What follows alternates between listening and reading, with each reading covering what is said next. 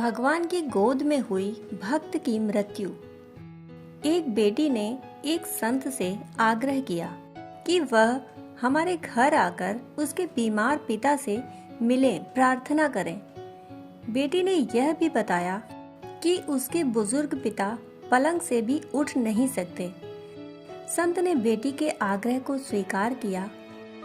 कुछ समय बाद जब संत घर आए तो उसके पिताजी पलंग पर 2 तकियों पर सिर रखकर लेटे हुए थे और एक खाली कुर्सी पलंग के साथ पड़ी थी।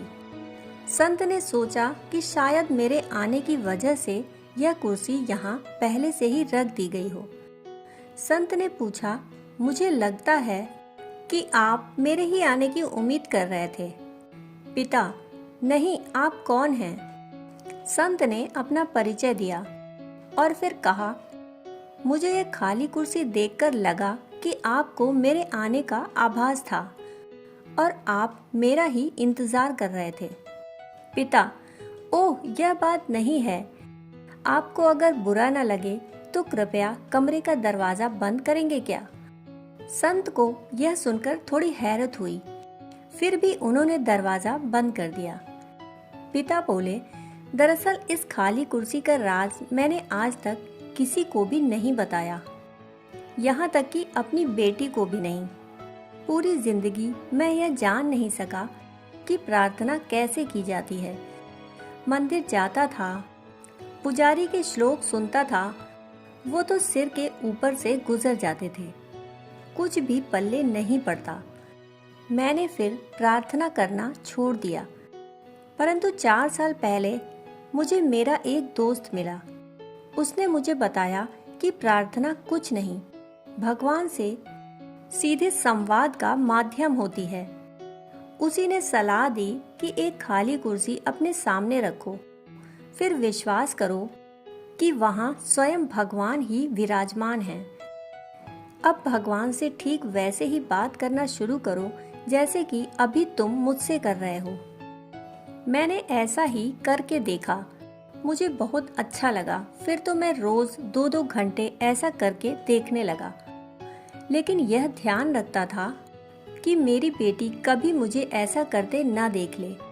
अगर वह देख लेती तो परेशान हो जाती, या तो फिर वह मुझे मनोचिकित्सक के पास ले जाती।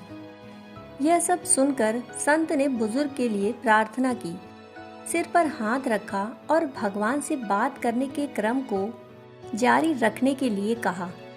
संत को उसी दिन 2 दिन के लिए शहर से बाहर जाना था, इसीलिए वह विदा लेकर चले गए। 2 दिन बाद बेटी का फोन संत के पास आया कि उसके पिता की उसी दिन कुछ घंटे बाद ही मृत्यु हो गई थी, जिस दिन पिताजी आपसे मिले थे। संत ने पूछा कि उन्हें प्राण छोड़ते वक्त कोई तकलीफ तो नहीं हुई?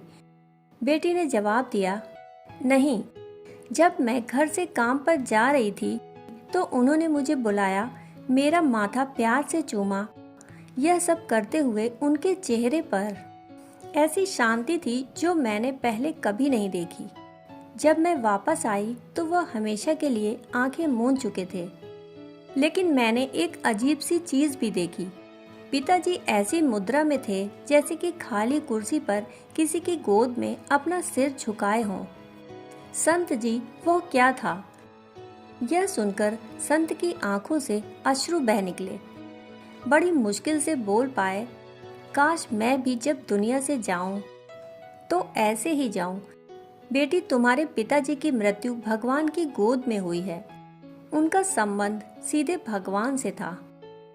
उनके पास जो खाली कुर्सी थी उसमें भगवान बैठते थे और वह सीधे उनसे बात करते थे।